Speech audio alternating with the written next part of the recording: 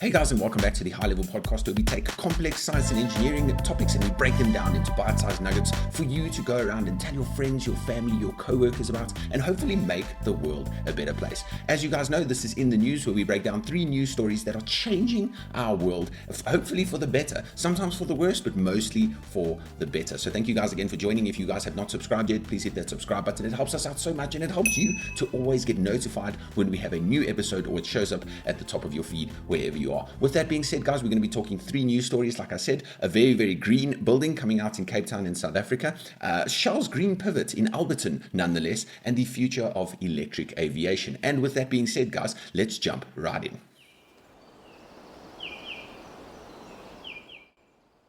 Imagine living in a building so green and vibrant that it feels like it's been picked straight from Table Mountain. And that's exactly what they're trying to do with the Fynbos down in Cape Town. And that it's promising to deliver what's known as a biophilic building. And we'll get into that a bit just now. But this is touted as Africa's first real biophilic building. And it's a 24-story marvel, redefining urban living and seamlessly blending architecture and nature. The concept is known as biophilia, like I said, humankind's innate connection to nature. So this is an architectural term, and it basically allows us to integrate human needs of nature with actual nature in the buildings that we live in. Really, really cool.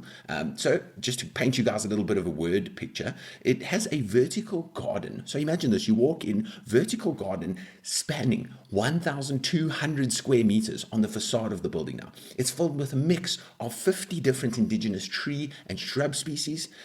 And these plants and trees and things are not only for eye candy, although they do look amazing. These plants actually help to cool the building, reduce noise, clean the air, and create a healthier, more, I wouldn't say stress-free, but stress-relieving environment for residents. When you walk inside the building, there's a little bit of a twist. The internal design mimics a tree's root system, which sounds really awesome. It has circular water features, which the architect says was inspired by ravines. Even the rockwork has been inspired by Japanese craftsmanship. Outside, the greenery cascades like a leafy canopy, making this building more of a living organism than anything else. So it's a really, really cool building. A lot of architectural terms coming out of this. But technologically, the Fynbos also has a lot to offer. They're going to integrate a solar energy system, which, why wouldn't you? Everyone's doing solar these days. And this is spec'd to cover most of the energy needs that would be needed for the common areas. It has an integrated rainwater harvesting system, and automated plant care. So this is awesome. They have a whole bunch of sensors that are going to be going into the root systems, into the air, measuring humidity, temperature, a whole bunch of things, wind speeds. And they're going to be able to automatically take care of the massive amount of plants that they're going to have on this building. And I did mention wind there, but don't worry about it. They have used computational fluid dynamics simulations to figure out where the biggest gusts of wind are going to be, and they've strategically placed trees and anchored these trees in the spots that are going to create the best air circulation possible. They didn't publish all the data in the simulations, but they just said they've put a lot of thought into making sure that where the trees are planted, how they're anchored, has been very important to the success of this project. So let's talk the real stuff here. Prices. If you are an aspiring biophilic apartment / condo / whatever you call this thing owner, you wish to own one of these things, here's the prices for you. We can start off, the prices are actually ridiculous. We can start off apartments at 1.56 million rand. This would be for a 28 square meter apartment. It does come with a little balcony, so that's very nice. But for 28 square meters, you're going to pay about 1.56 million rand. And then if you really want to be bougie, we can bump you up to apartment 2414. This is an 82 square meter apartment, 68 square meters of internal living space, 2 bedrooms. And this will set you back a cool 7,675,000 rand. Now, here's to add insult to injury. You don't get a parking bay with these apartments. You have to buy the parking bays separately. And this is going to set you back about 310,000 rand per parking bay. So if you own a car, you're coughing up about 300,000 rand on top of the cost of your massively expensive apartment. But to live in one of the greatest cities in the world, in one of the greatest buildings in the world, I think it's going to be worth it. So is it affordable? No, just plain words, it's definitely not. But could it be a vision of the future of green building? Absolutely. So the big question is, would you pay this amount of money to live in a vertical garden? If you guys would be keen on that or not so keen on that, I'd love to hear your thoughts. Drop a comment down below.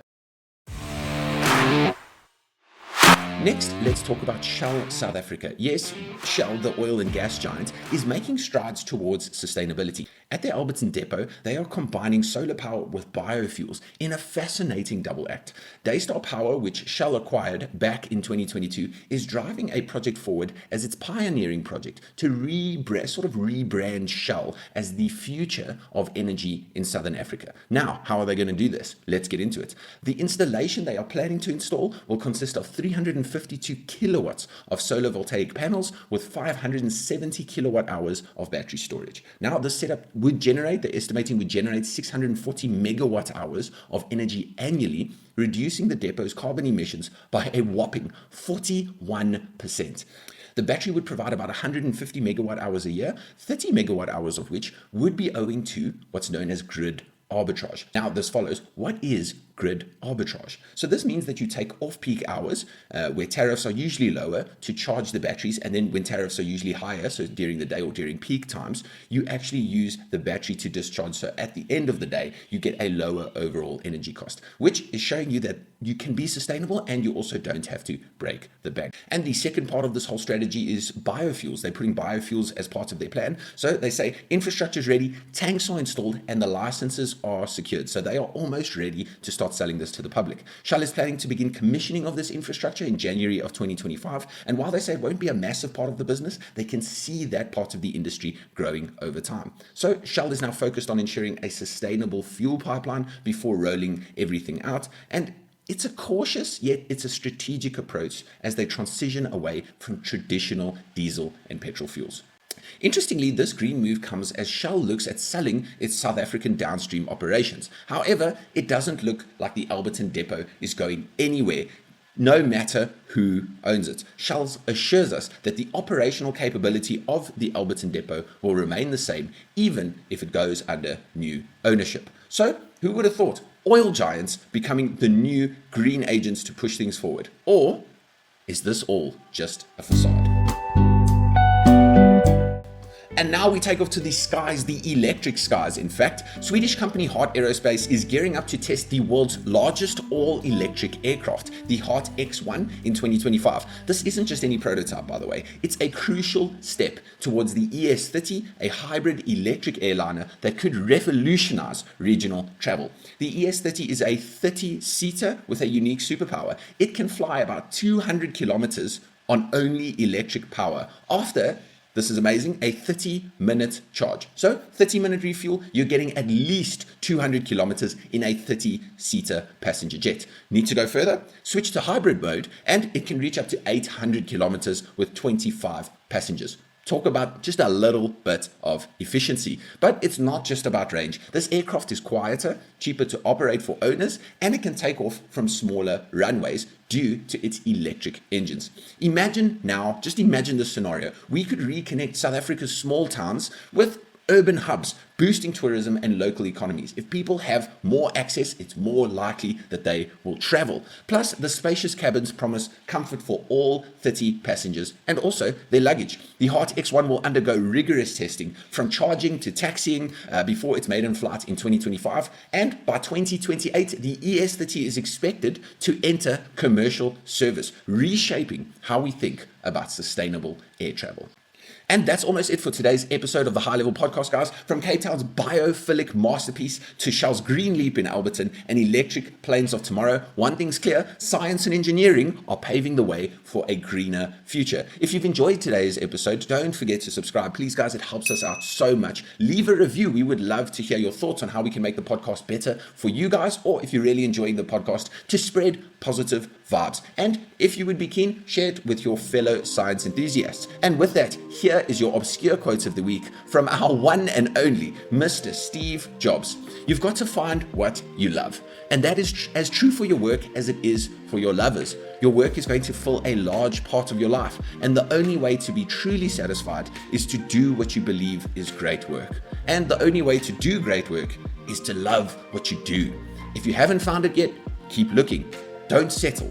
As with all matters of the heart, you'll know when you find it. And like any great relationship, it just gets better and better as the years roll on. So keep looking until you find it. don't settle. And that's from our man, Steve Jobs. I hope you guys have an amazing week. Feel free to reach out to us, guys, if you have not already. It's highlevelpodcasts@gmail.com. And don't forget to subscribe in YouTube and Instagram. I'll catch you in the next one.